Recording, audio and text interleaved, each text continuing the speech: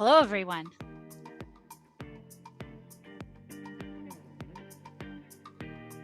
I'm coming. Turning on the auto transcript. There we go. Happy Thursday, all.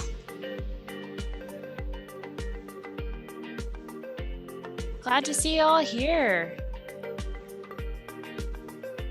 Just getting set up on our end here. Perfect. Should be good to go for today's session. Reminder all, please make sure to turn your chat over to everyone and let us know where you're coming from. Happy Thursday. Welcome back. Glad to have you all joining us. I think we're still winding down from the summit, folks. For those who made it over to the summit, I saw tons of you in there. Welcome all. Hello, Sri Lanka. I saw you. We were emailing back and forth earlier. Folks, it's going to be a packed session. I'm excited. I am super excited. I see Texas. Holy cow, you guys, the chat's going off. Queens. Holy moly. Alberta, California, Washington, PA. Glad to have you back, folks back. Hello, Hawaii. Jealous. Haven't been to Hawaii yet. India, the Philippines. Hello, folks. We're gonna get started in 3 minutes. There's a lot to get in today. Glad to have you all back. Hello, Guam. All the power to you, Guam. Wow. Egypt. Holy moly, Sri Lanka. I think we went viral. Hello, Trinidad and Tobago. I'm loving this, guys. All around the world is here today. This is amazing. Absolutely amazing. New Zealand, also time. What time is it for some of you folks? Hello, Boston, Michigan. Holy moly. You guys are committed. I love it. 2 a.m., midnight for some folks, 11:30, 4 a.m. Hello, Newfoundland. Folks, we are going to get started.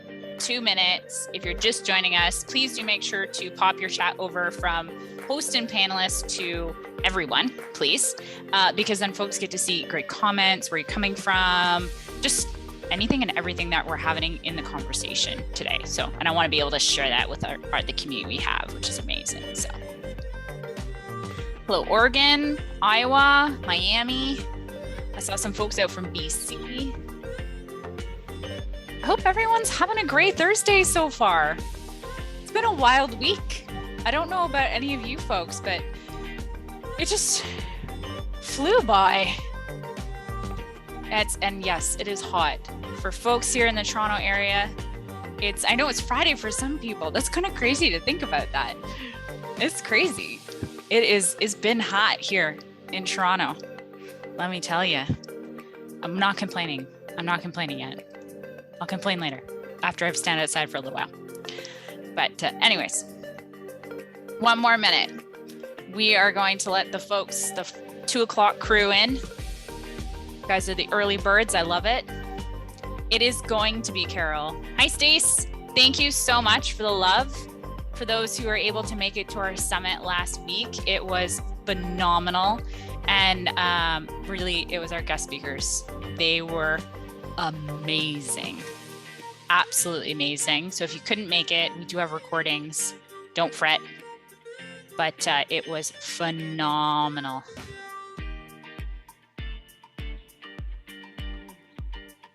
Hello. Thanks so much, Bev. Hello, New Jersey. All right, here's the 2 o'clock rush, and then we're going to get started right at 2:01 here because there's a ton to cover, and I want everybody to be able to get as much as they can. Hello, Guatemala. As much as they can out of the fantastic time that we're going to have here today. So some more folks from Kelowna area, Georgia.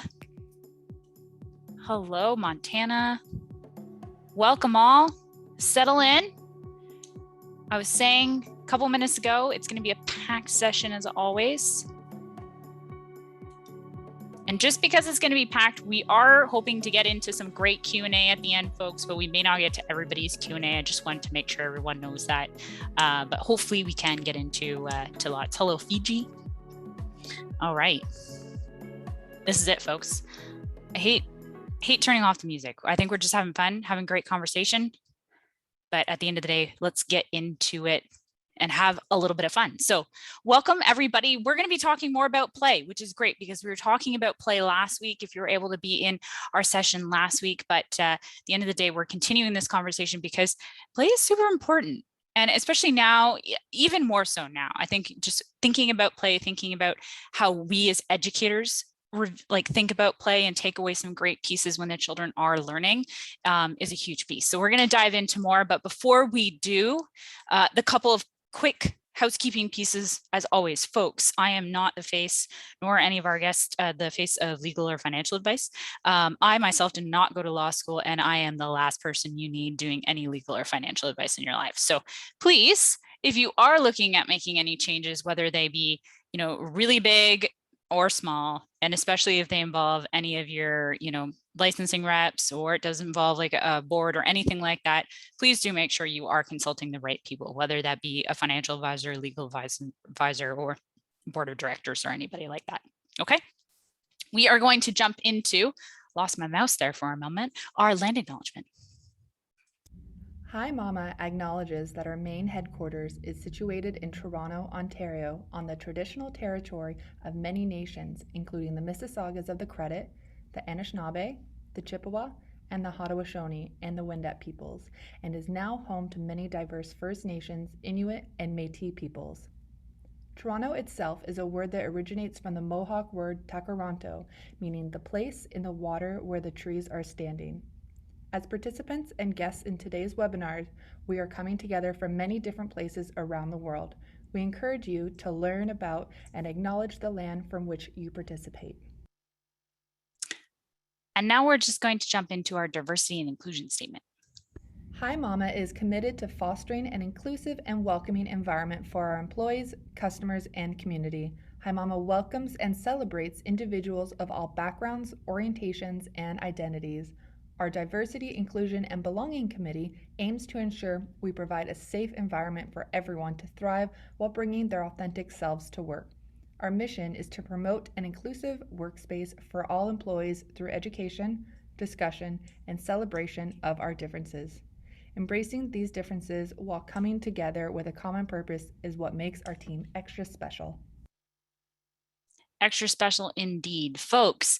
So everybody knows our session is fully recorded. So we will be sending out the recording as part of the show notes for you. You can expect those by early next week. So just be patient as we do process that and get everything out to you. Next up, we are recording with the closed captions on, but if you do need that, you can toggle the CC tab there for yourself on your side as well. If it's something that you'd like to turn off, you can do so too. Now, as well, pardon me, with the show notes will come out a certificate. So if you are here in the live session, you will get a certificate sent out to you, folks. That will not come until next week. You will not be seeing it this week. It will come out to you next week, as well as the slides and the show notes. Like I said, do keep your eyes out. It will all come out to you by early next week. Okay. And last but not least, if you're having any problems connection-wise with Zoom, I really hope you're not. At the end of the day, that's the last thing we'd like. But we would love for you to just connect up with Zoom. Their support.zoom.us is the best people when it comes to that connection. They know their product the best. They can help you out the best. There's definitely a reason why I have Husband IT. So please do reach out if you're having any trouble, okay? Next up. If you've never heard of us before, where have you been? I'm just joking. If you've never heard about us before, we are the #1 childcare app out there in the education space to help you out in your center, whether you're a director, an owner, a teacher, whoever you may be. We are here to help you in a variety of ways. We would love, love, love to schedule up some time to chat with you and know how we can help best support you in your center and what you're doing and serve your mission as well, to be there for you. And of course, we don't just leave you hanging, folks. There's tons and tons of resources on our website, himama.com, from of course, all of our webinars are up there, but as well, our podcasts are up there. We have activities, articles, blogs, things that are happening in the industry. We're here to help you out. We're here to support the community. And we do that as well by being B certified. And what it means is that we are we're a B certified company, and we make a positive impact in the field of early childhood education. And I love every bit about that. Folks, a quick announcement before we go into our great intros here. I'm really excited. So Hi Mama is the game-changing sponsor for a very important conference next week. This is it, The Path Forward. It is hosted by Judy Jablon and Valerie Washington next Wednesday. So that's September 1st already. Where has the time gone, guys? September 1st at 4 p.m. Eastern time, so Eastern Standard. The registration is free. Attendees are eligible to receive a CEU credit as well. We're really excited to support these two fantastic people. Okay, this is, please do register with them. It's very important topics and discussions are going to be happening. I know there's free books studies to be drawn as part of the attendance. Please do get in with these lovely folks here from 4 to 5 Eastern Standard Time. Okay, next week we'll make sure to include this as well, the link in our show notes for you guys, because it's going to be fantastic. Welcome everyone. If you've never met me, I'm Rhea Reeve. I'm the community ambassador here at Hi Mama. I'm also one of the early childhood educators. Holy moly. There's quite a few of us on the crew here to help make the impact that we do. And on the chat is my colleague, Kaya, my partner in crime. Kaya, I couldn't do this without you. No, not a single day I could do this without you. Hello, very, very excited to be here and super excited to have Sally Haughey join us. I am on the chat if you need absolutely anything, and come say hi to us on social media. I am always on it, connecting with Sally as well as other like-minded educators, such as everyone here. I'm so excited for today's session to learn a little bit more from Sally. If you haven't checked out her podcast, highly recommend it. I will pop it in the chat there. She connected with our CEO, Ron, a few months back, and it's a fantastic listen and it's super, super inspiring. It made me want to go back into the classroom. So absolutely loved her episode, and I'll see you guys later. Kai is here if you guys need any help, folks, on the chat. But without further ado, I want to introduce our guest, Sally Haughey, CEO and founder of Fairy Dust Teaching. Sally, come on here and join us. I was going to say this morning. I can't. It's just Thursday, right? How is that? I know. Sally, fun fact about yourself before you dive in and have fun with the crew that's here with us today. Yeah, it's actually what I'm going to go into a little bit, is that I started out as an artist, not an educator. So I spent a decade painting and showing artwork in galleries, and then I'll tell the rest of the story in a minute. What happened? I love it. I have to say, Sally, I couldn't paint if my life depended on it. Like, I do cartoon-ish stick people. Let's go stick people. It's not working for me. Yeah, but if I had you for a week, I could get you painting. I love it. Truly. I love it. Yeah. I'd be open to it. All right, Sally, the show is all yours. I'm going to let you take over from here, and folks will reconnect here for Q&A. All right, let me get my slide deck up, and hopefully it will do that for me. All right, let's see. All right, let's see. Hold on. Tech issue, right? It's all good. We've all been there. Yeah, okay. I'm actually using a brand new computer, which is really super cool, but yeah, let me go into preferences. To getting used to one though, I've definitely been there. We're getting used to a new device, no matter what, a phone, tablet, computer, you name it. It's always the same thing. It's like, oh, how do you get where you're used to looking on the old one, right? Well, exactly. And we should have done this before, because I've never had it not share. That's really interesting. I can absolutely do this without it, but I would love advanced. I can share it for you, Sally, if you need any help. Okay. Oh, that's good. Good. Not to worry on that side. Okay, one more thing. So what I'm going to go ahead, as I'm figuring this out, I can, we're early childhood educators. We can multitask like nobody else on the planet.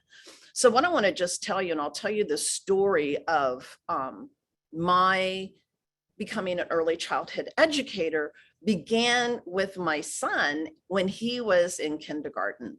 And what was really interesting about that is he loved learning. He loved being in kindergarten. And I got a call one day from his teacher, and she said, I need to talk to you. And I think it was sometime in winter. And I went up to the classroom after school and walked into the classroom, and she was standing there with a suit and high heels. Now, I want you to put in the chat, how many of you wear high heels in the classroom? Like, you know, in retrospect, that told me everything. But at that time, I was an artist. I didn't know. Like, you know, now I look back and go, oh my gosh, that just tells me where she was in her approach to the view of the child. But she sat me down, opened up this folder and said, your son, and here were all these worksheets, right? One after the other, can't stay in the lines. When I help him, when I correct him, he falls out of his seat and cries and gets hysterical. Like everything that was happening as she was talking to me, literally my world was swirling. In fact, you know, at the point that she opened the file and said he can't stay in the lines, you know, I'm an artist, I'm a creative person. I'm like, what does that have to do with anything? So that day I pulled him out. I took him home and put him in the backyard. And I began reading things like John Holt, David Elkind, you know, looking at what was learning. Oh, this is great. So, and if you'll move forward just a little bit, go ahead and move forward. I'll get you there.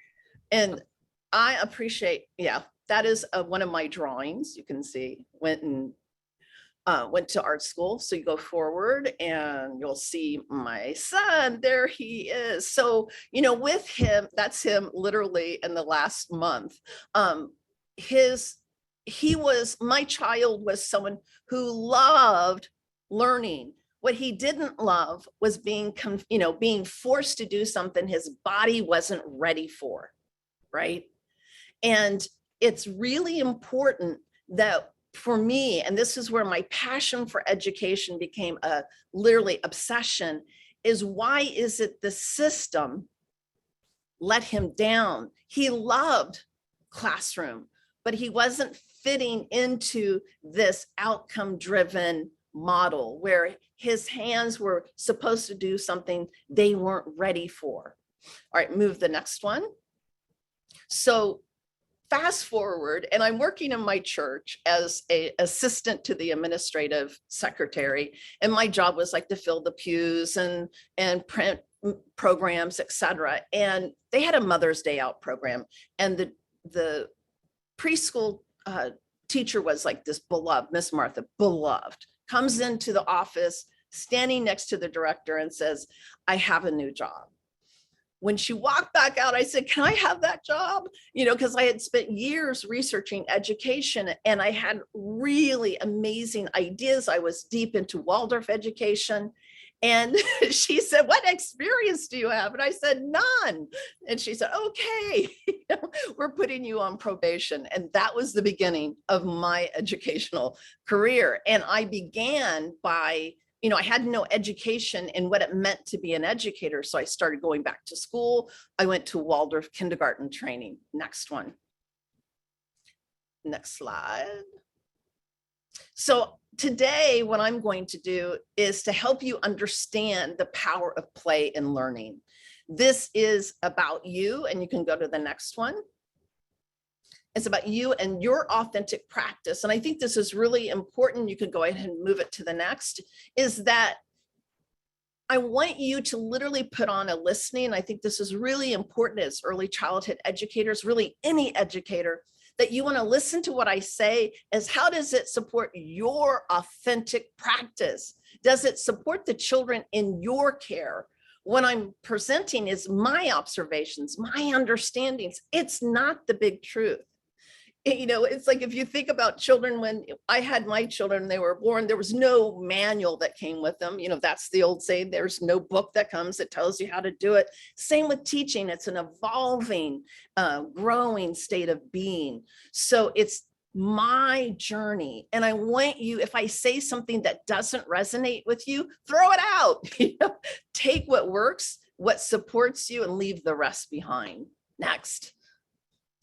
What is the foundation of understanding we must have? This is what we're looking at with the tip of the iceberg today, that creates highly effective invitations and provocations that actually encourage learning, that actually dig deep into what play provides us.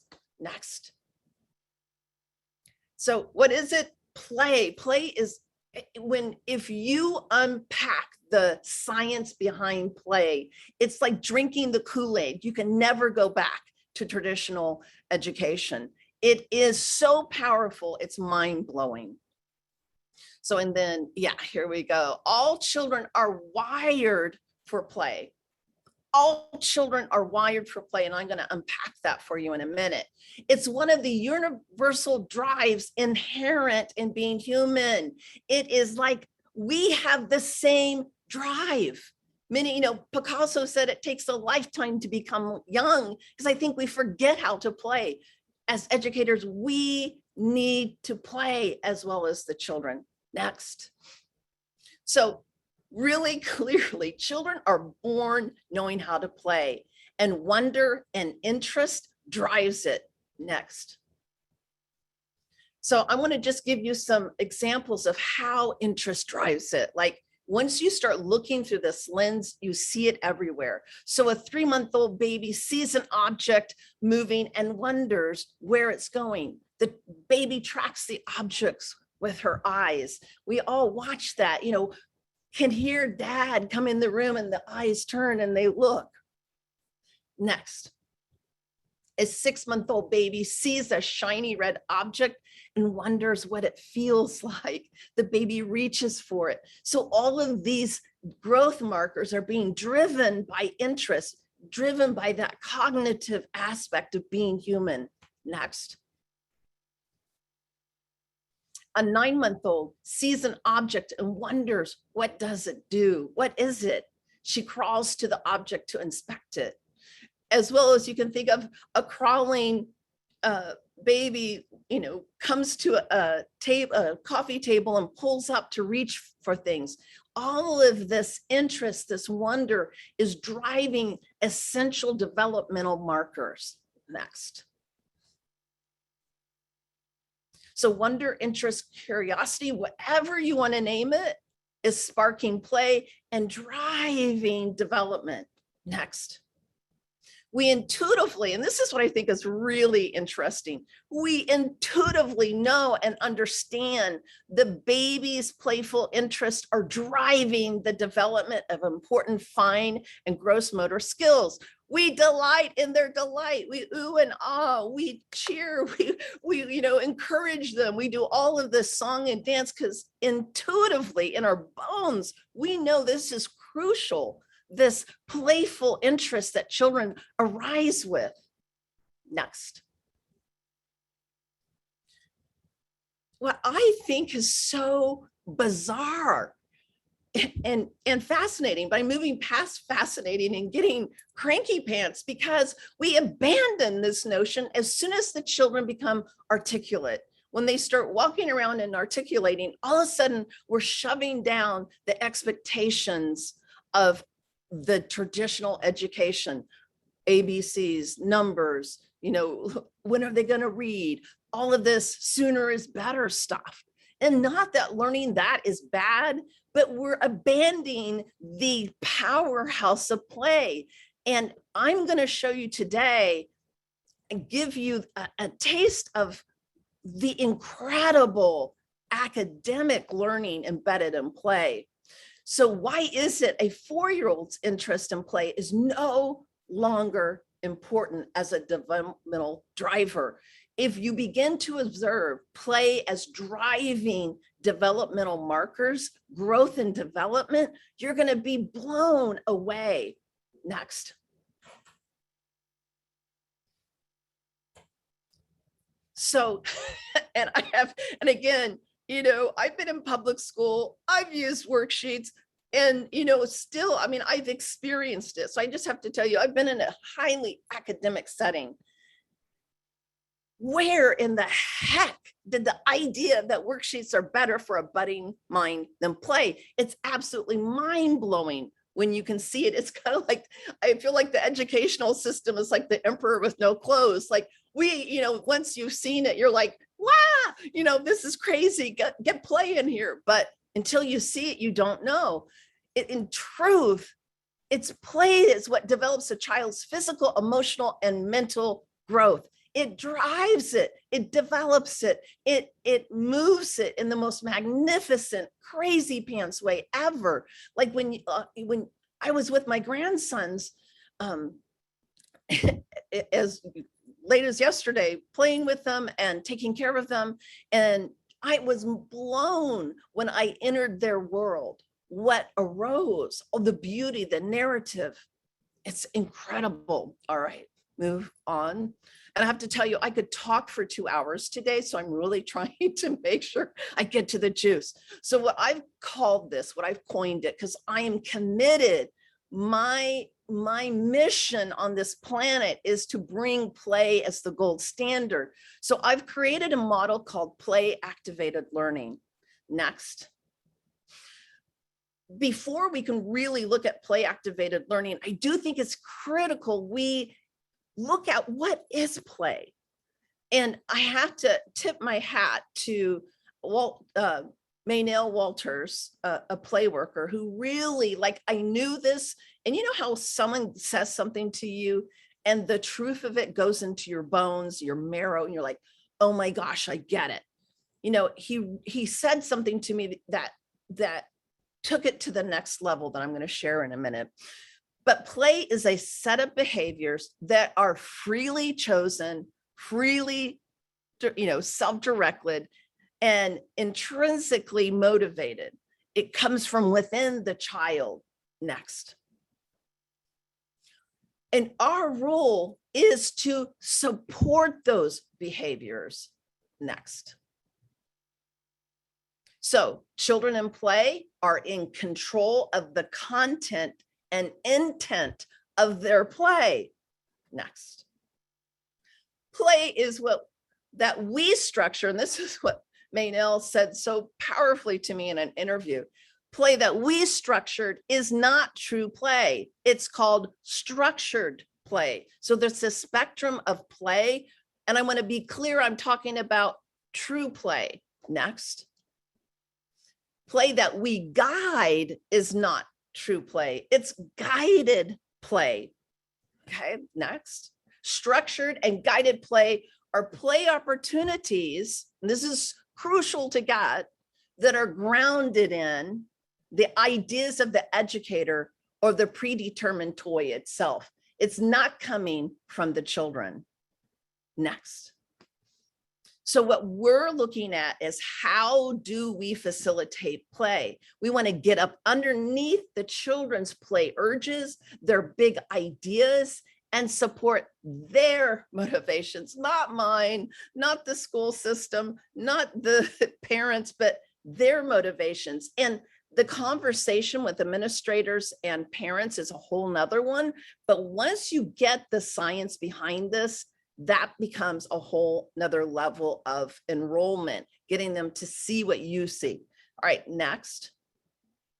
So I want to, again, look at play activated learning through 3 key things. It's interest-driven, idea-driven, intent-driven. And so how does that look on the ground?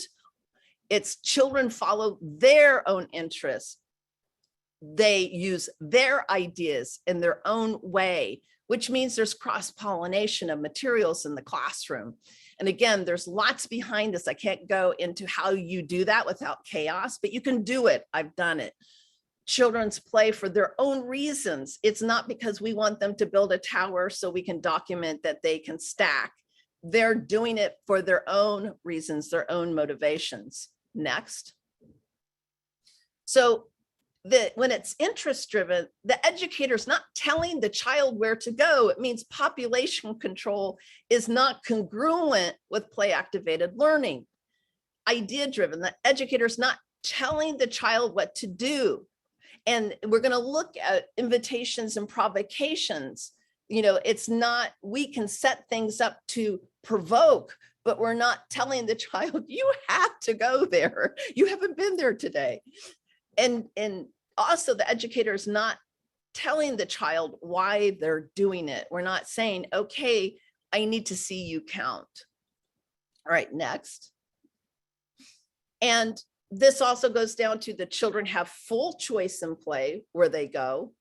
And I'm going to cover what I did in that circumstance with one particular circumstance where all the children wanted to be in one place. The children are free to use available materials as they wish. Children are free to create their own meaningful context. Now, I just want, for any of you that are going, oh, Sally, you're like, I can't do that. The thing I want you to realize is it's a state of becoming.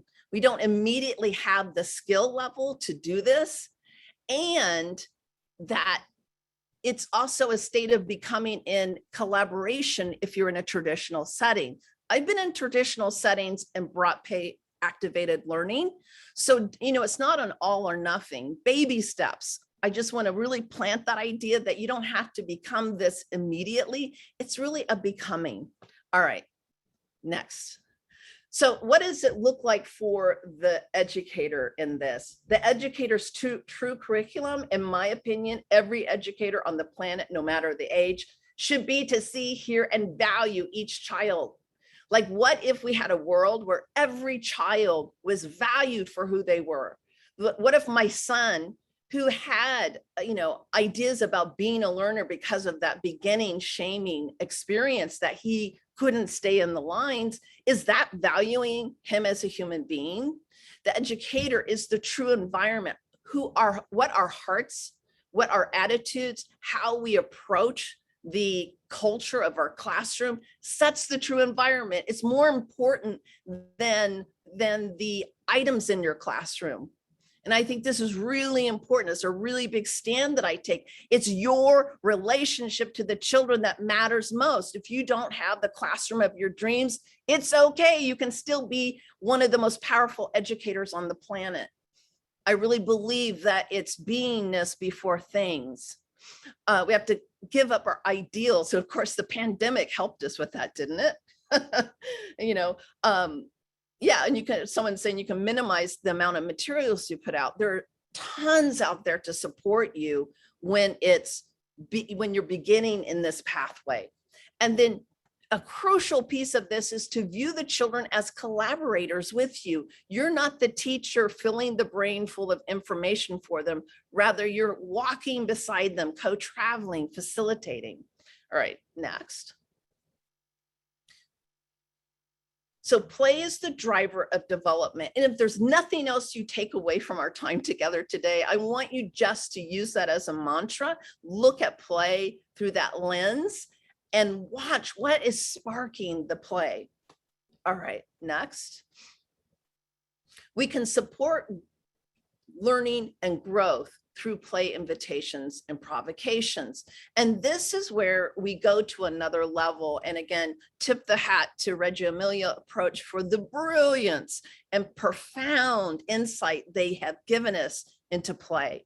And through these play invitations and provocations, we can scaffold children and we can test our own theories and ideas of what's happening.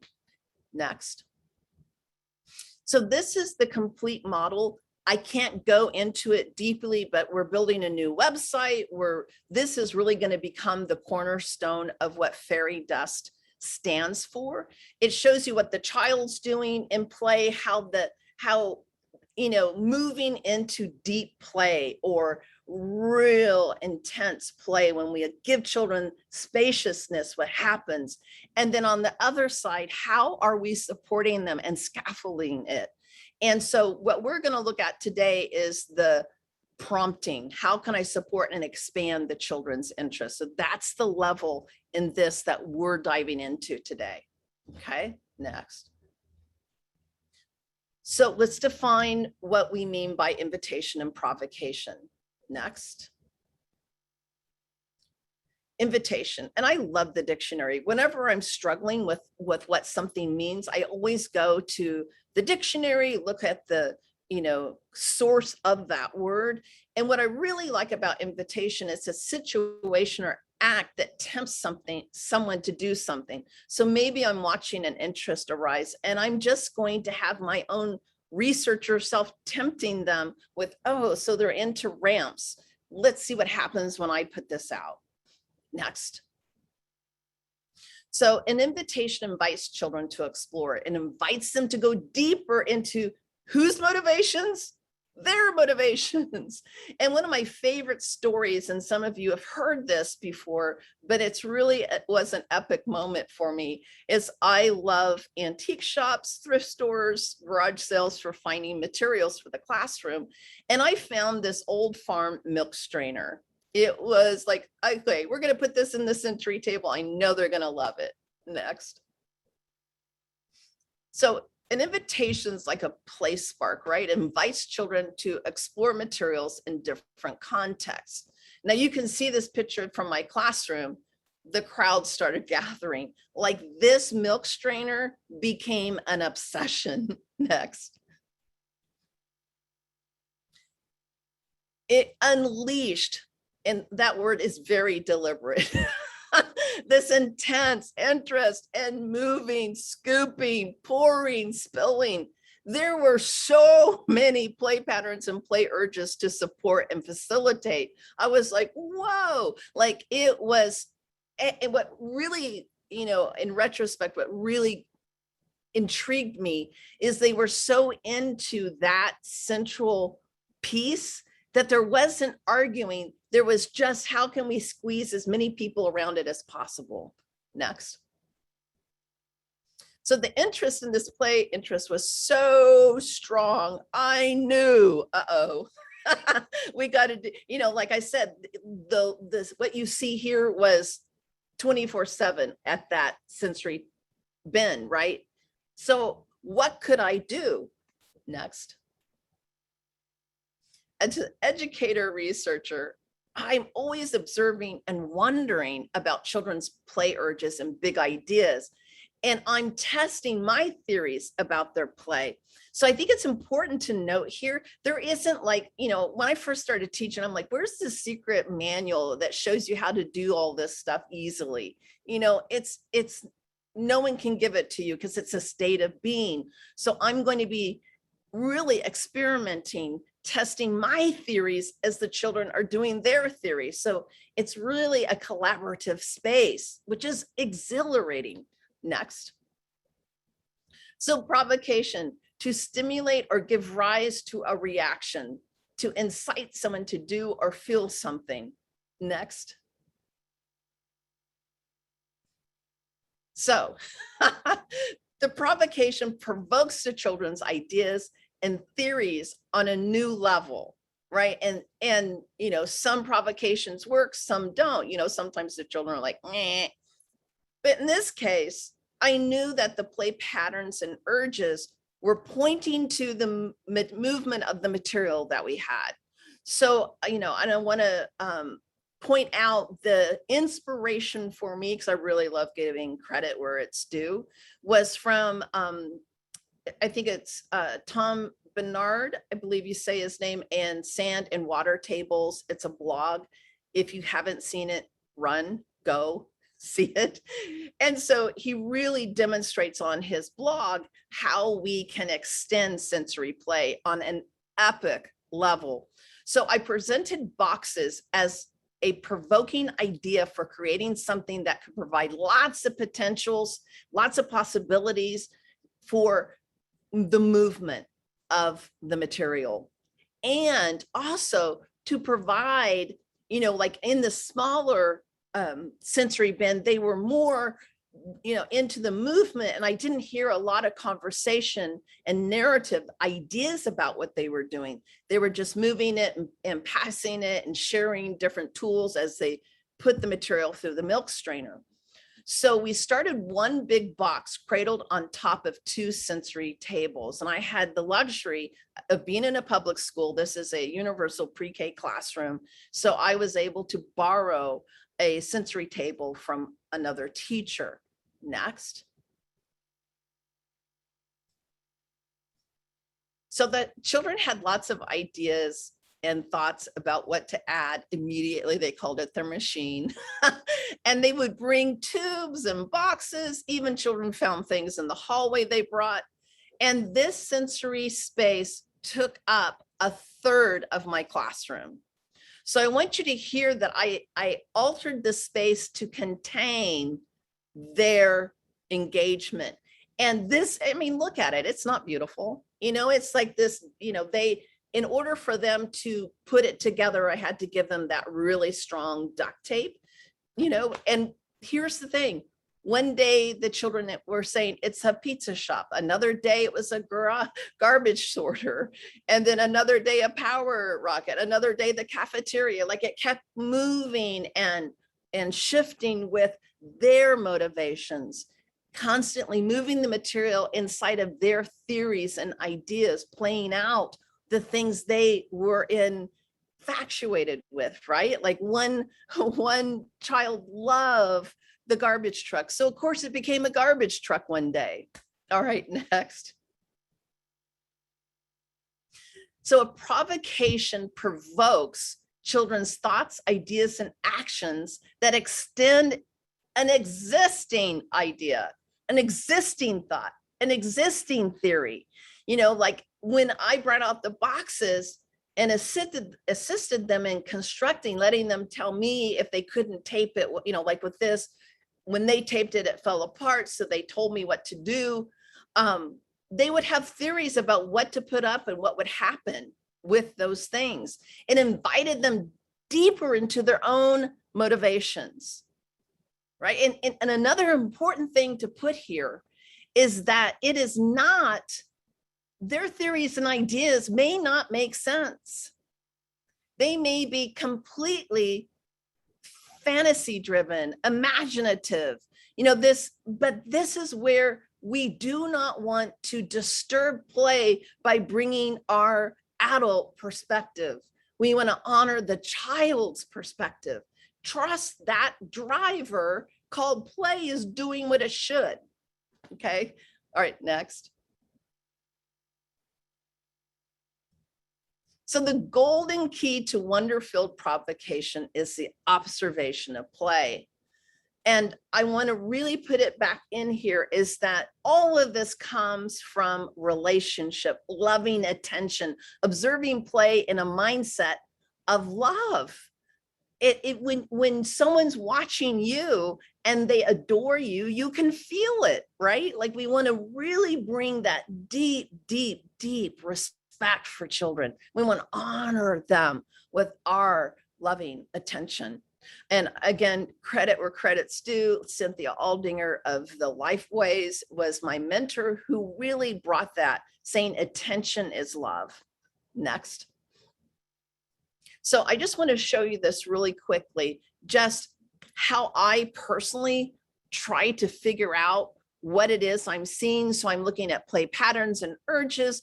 I'm looking at different types of schemas, markers, looking at the verbs, not the nouns in play, a really important thing. I'm looking at the children playing there at that milk strainer. They are, moving, they are, enclosing, looking at all the things that they're doing there. This really helps to do your research and make charts for yourself. Like I'm a chart fanatic. It helps me condense knowledge so I can look and go, that's it. Okay, that's it. Next. So we're on a relationship path, the heart of a provocation. Again, this is my idea of it, right? This is my perspective, my truth. You do not have to agree with me, but the heart of a provocation for Sally is the deep listening we bring as we co-travel with the children. Next. The process of provocations begin with us becoming curious, perceivers as we travel beside the children. And again, I keep saying this, and I really want to bring this, is that this is a state of being moved by the work of play, to be moved by, inspired by, to be obsessed with play is the key, right? Like, I can't get enough of understanding this. So my state of being is like with my grandsons, I was constantly inspired by what they were doing, because for me, it was like, oh my gosh, I get to see play right in front of me.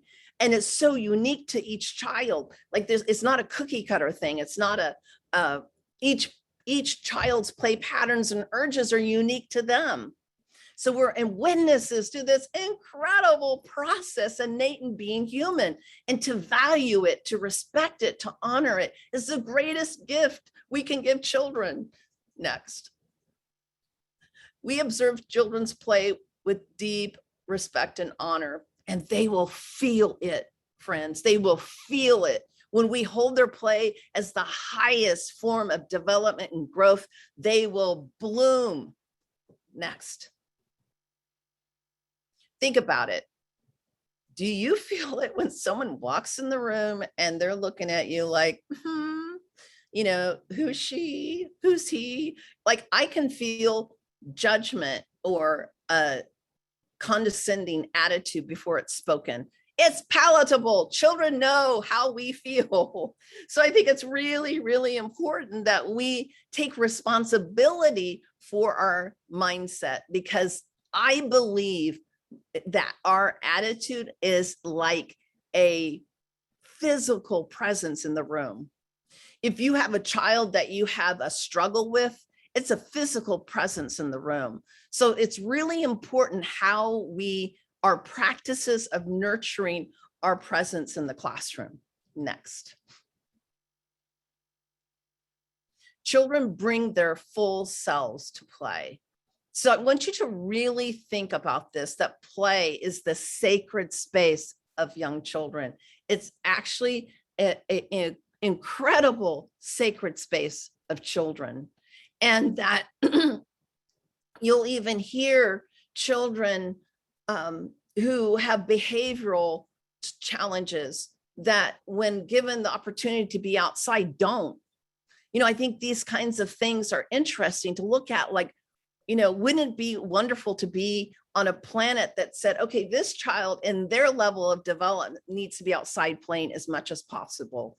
But unfortunately, we have a lot of 100-year-old ideas to overcome. Next. And I am watching, and so I am again going a little over, so I will share with you in a minute where to move the slides after this. So the educator researcher is a journey of wondering. So to ask yourself, how can I facilitate deepening relationship to a play urge or big idea? And I one time sat in my classroom and put relationship in the middle of a mind map, and put everywhere I cultivated a relationship, you know, with physical things, with centers, with materials, with friends. And really, again, when you look at that, we're facilitating deepening relationships in the classroom, whether they're social relationships or ideas and theories. Next. So our role is not to shape play, but to support it. Children have already given it form. Next. Our work is to keep what is already unfolding in the children's play supported and facilitated with our research, with our resources, with materials, all of those things that keep it unfolding, keeping it generating. And I know any of you that have had children, you know, when you support their interest, it keeps getting deeper. Next. All right, so I want you to move through the turtle family. Since we're out of time, I want to keep a good amount of time. Boom, boom, boom, boom. Okay, next one. So a highly effective provocation is built on existing motivations from the children. The best condition, and this is another thing I think is really important that sometimes we step over, but I know you as early childhood know exactly what I'm talking. When the children are emotionally invested in what's happening in the classroom. They literally, their parents tell us, you know, they got up, like I would be told over and over again, they got up, it was Saturday, and they cried because they wanted to go to school to continue their play. That was, you know, literally play, when we completely support it, continues over time. It's not a one and done. It continues and continues. It evolves. Like that sensory table was a 3-month play episode, right? Like, this is incredible. All right, next. A highly effective provocation unpacked. And here, like this, and I'll give you the synopsis of the turtles. As we found some turtles, we brought them in the classroom, built an aquarium. Next day came in and they had pooed all over it. I had to tell the children, you know, Mrs. White can't be cleaning the aquarium every morning before school, not going to work. And that it's unhealthy for them to be in that much poo, you know, that wasn't a big enough environment. So these 3 turtles were released, and they were devastated that the turtles would think we didn't love them. I could have told them that the turtles wouldn't know that we didn't love them. There, you know, I could have given them a scientific answer. Instead, I got up underneath it, and they began a writing campaign to the turtles. So the thing that was present was this deep interest in the turtle family. And I leaned into that interest. And then when we released them, there was this huge concern, would they feel unloved? And I supported them, supporting the turtles feeling loved. What blew my mind, this was again a universal pre-K classroom in Oklahoma. It was a school, Shoto Elementary in West Tulsa, which is no longer open, but it's next to kind of like a forest, is that getting up underneath of this, I had the most dynamic literacy happening on the, how do I spell turtle? Can I write a story? Can I write a letter? Will you read it to the class? You know, all of this, just, we spent, like, I couldn't have prayed for a better moment to be literacy driven. Next. And like I said, I could have dismissed their ideas, moved on. Instead, I acted on their theories. Their theory that the turtles were devastated by our abandonment of them. I honored that for them. And out of that, it gave them a deep, deep relationship to letter writing, to, you know, composing their thoughts and sharing it with these turtles. Next. Warning. What I'm providing you in regards to provocations is just the tip of the iceberg. This is just one view of a multifaceted way of being with children, because it's more of a way of being than a technique. The journey of provocations is more like the path of an artist. It helps us to gain skills, right? But ultimately, it's us. It's who we're being for the children, our love, our mindset, our support, our delight in who they are. Next. There is no cut and dry formula for provocations, and you will go online and see people have a different perspective. What I think is most important is that you cultivate your own understanding. Don't accept mine. Don't accept anyone's. Be a researcher. Be in the now with children. Let the children show you the way. Like when you dwell with them, they show you the way. It's incredible. Next. All right, so I have a couple of sheets here that, you know, you'll see it in the slide deck. I just wanted to share with you ways to approach invitations, questions simply. Like, it's simple. This is not rocket science. Next. Provocation forward planning. Again, questions and guidance on this so that you, if you want to dive deeper, some of my thoughts. And again, you know, you don't have to agree with me. I really advocate that we all cultivate, you know, like every artist has a different perspective on what is a good painting. You know, we need to own our authentic experience and our own authentic lens and our own verbiage. Next. The key, in my opinion, is reflection of your process of providing invitations and provocations. So reflection is where I grew. Reflections is how I cultivated who I am today. It's where I got to see my blind spots. Like as I'm reflecting on something that's happened in the classroom, all of a sudden I can go, oh, I didn't see it. I was in the moment. It's hard to see things, right? Like we're human. So reflections help us understand ourselves and to uncover our own limitations. Like at one point, I just couldn't allow a mess in my class. And I really got clear it was my old programming in my experience as a child that no teacher would allow a mess. I would get in trouble. And so it was transferred into my classroom and I had to go, okay, it's okay. And I'll learn how to be with a mess and having the children, help be responsible when it's time to clean. So cleanup became as important as playtime. As a community, I had to reframe it, put a new frame around things that I would go, so it's a process of becoming. It's a process of becoming. Don't let anyone ever tell you they have the truth. You own your own truth, own it. I think it's so important. Next, because the most important thing you give to children is your heart. Like think of the educators that made the biggest difference with you. Was it because they had the best teaching methods? Probably not. It was probably because they loved you and you knew it, right? So as a researcher, I want to know what really worked, what created the deeper engagement, where is it not working, what got in the way of their momentum. I've presented invitations and provocations that made the motivations of the children drop off the scale, like it totally cut it off. It's okay to fail. Failure teaches us what doesn't work.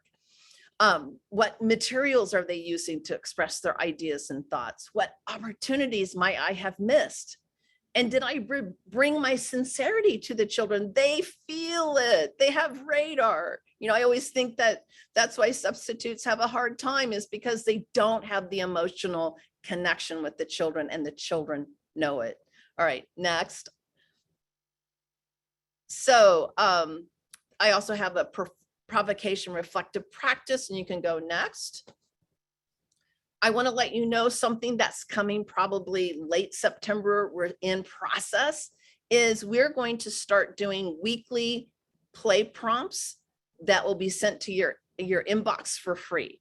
So we're building a bunch of like, you'll get like 5 play prompts a week to support you in looking at other lens of what play looks like, right? So you can go to fairydustteaching.com play prompts to sign up, and you'll automatically get them when they come out. So that is it. I love this topic. I love play, and yeah. Amazing. Sally, that was absolutely amazing. I enjoyed every minute, even like for myself here. I like actually wrote down a couple of notes as I was going through. I always keep sticky notes around, like every educator does. Yes. As we just quick transition, folks, I'm going to launch a quick poll. One of the big questions we wanted to know, and I'll leave it up for a couple of minutes because there's tons of you folks on here, but we wanted to know, like, should there be more play-based learning, less play-based? What are you guys doing in your centers? And as we do so, we're going to jump into Q&A, Sally, because let's be real, we have tons of questions. Let me just get us going up here and get set up. Before we do, make sure I'm sharing up the right screen here, folks. I've done that before.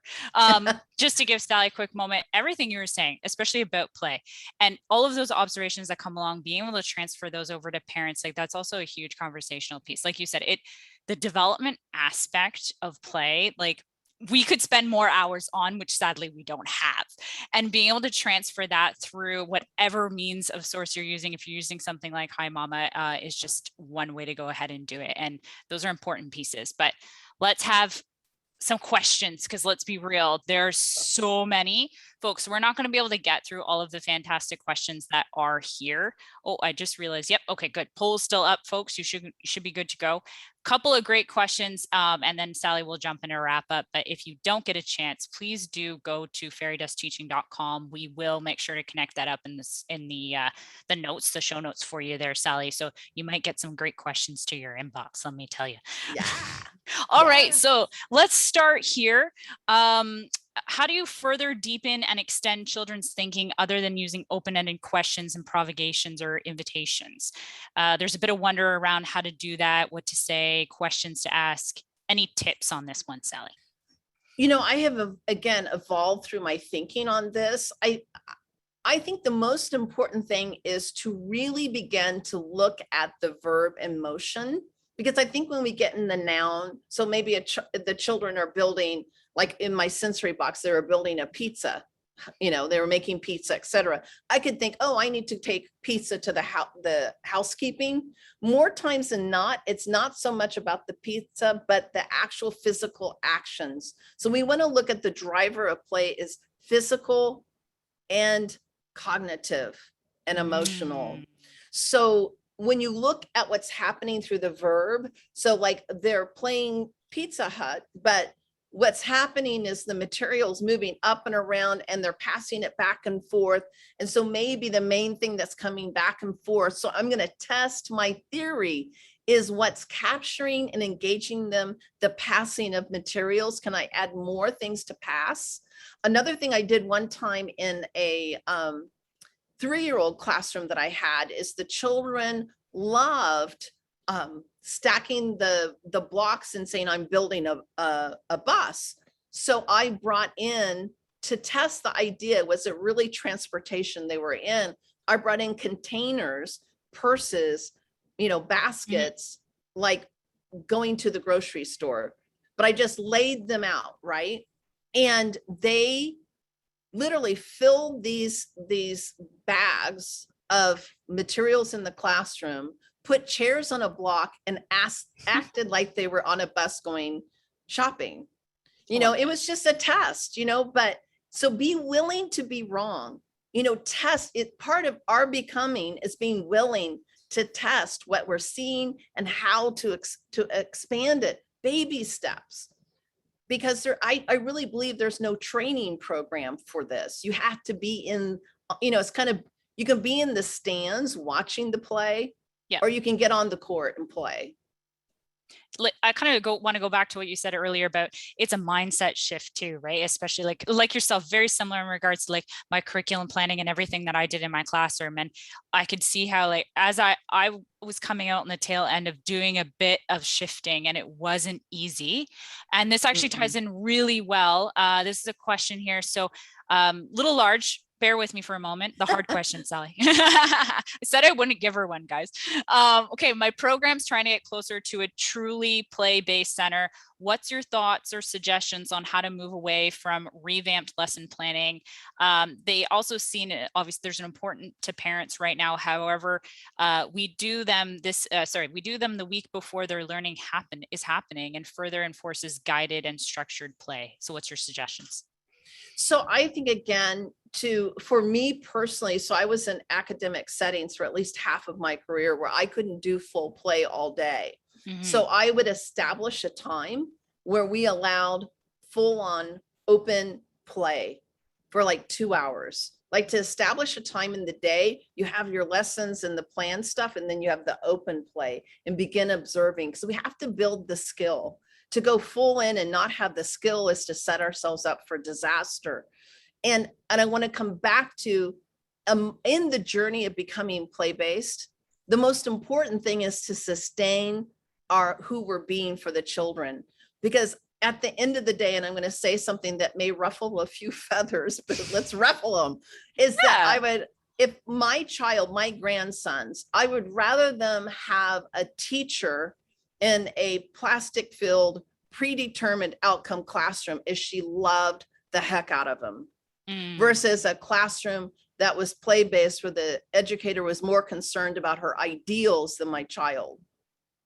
So I think all along the way of becoming, we have to keep the focus of relationship to the child and move in baby steps. Build your skill, do it an hour a day, see what happens. Because another big thing that happens with centers is that the educators are not prepared for it. And so to do baby steps. That's very true. And it's something you can't really rush into. One more question, and folks, yes, we do know it's 3:00, but I want to give Sally a chance to answer this and just jump in and wrap up after that. Last question then for you. How do we do all of these through online learning? Any suggestions on how the pandemics, of course, changed us? Is there any way you think you can inspire this through the screen? Absolutely. And this is where I think it's really interesting, because I went online with children to see what it was like before I spoke to my following, right? Because I can't speak from theory. I have to speak from, everything I speak from is something I've experienced personally. It's my truth. That's all I have. And what I experienced was really interesting, is that I could see like children holding back because their sense of safety in the physical environment wasn't there. So I found that the on-ramping and building a community was really important. And that the playfulness of myself was crucial. So I think it calls us to be in play, not construing what play is online. We actually have to be in it with them. Otherwise, it's just going to be structured, guided. Very true. Yeah, very true. It's like you have to be in the boat with the children rowing, not on the side going, that's how you row. That's how you row. Row. Sally, it has been such a pleasure. I also just want to shout out, folks, thank you so much for answering our poll. I'm going to close that up. But Sally, before we let you go for today to enjoy the rest of your afternoon, your evening, any last word, pieces of advice, happy thoughts you want to leave the crew with today? I just want to say how epically you supported me. And that's really the heart of the matter. So like there was a breakdown, and how even in the class, when there's a breakdown, it's okay. Like we're human, and what there is to do is to just support children and ourselves, like be human, when you walk in your classroom, leave perfection outside. There's no place for it. It's a dangerous ally. You don't want it. Imperfection is my place. Embrace your imperfection. Know you're enough. You're enough exactly as you are. You're enough. Sally, so many great takeaways. A lot of love in the chat coming to you, just so you know. Thank you so much once again for everything you're doing, everything at Fairy Desk Teaching. It's been absolute phenomenal listening to you today. And I can definitely say that on behalf of the crew that are here. We've loved you, that you've been fantastic. Thank you so much. Thank you. I love this too. It's so much fun. Let's jump into wrap up, folks. I've seen a couple of questions. Folks, show notes. So this will include the slides, the certificate, and the recording. It will all be come out early next week, folks. You won't see it this week. You'll see everything come out to you by early next week. So please just be patient as we do roll that all out to you. Next week, we're talking about children with autism and supporting them with communication. I think a great segue from supporting children's play, now put in a child with some superpowers, and let's see how we can help take it to the next level for them. So I think it's going to be a great segue into that. So we'll have registration up and sent out to you. You'll be see it coming, soon to you. I'll make it through, I do promise, guys. Once again, if you have not followed us on social media, please do check us out on Facebook, on Instagram, join our Facebook group called Circle Time, and then check out Sally's podcast with Ron. We're going to include that in the show notes, but take some time. Wherever you like to listen to a podcast, you can probably find the preschool podcast. So please, please, please, please give it a listen, because it was phenomenal. It was absolutely phenomenal. So thank you so much, y'all. Miss Kaya, did I miss anything before we absolutely cut the show off? She's coming, folks. No, you did great. I'm so sorry we got completely bombarded by questions, Sally. It was fantastic having you here. So sorry if we didn't get a chance to answer your question. Please don't take it personally. I know there was like over 30 questions. If we didn't, Sally has so many amazing resources that will be included in our email that we'll send out. And of course, her website is full of tons and tons of great resources. So definitely check out her website. Thank you so much, all. Sally, thank you once again for taking the time to be here. Stay safe, stay healthy, stay happy, and we'll see you next Thursday, folks. All the best.